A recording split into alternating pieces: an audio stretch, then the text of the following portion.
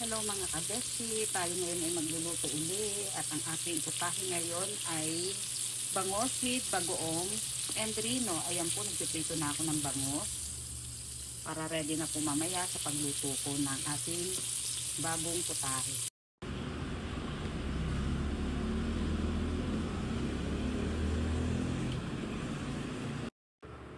Magigisa na po tayo mga kabeshi.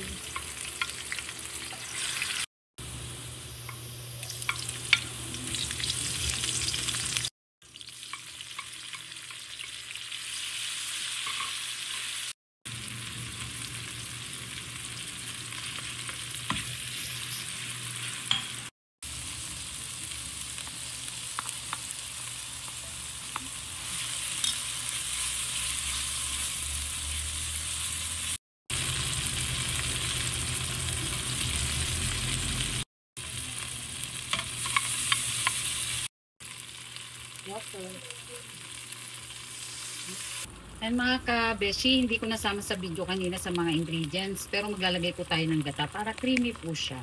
Mga kabeshi, hinaan natin yung apoy, tapos ilagay na po natin yung ating bangos, tapos hayaan na lang po natin siya na magmantika.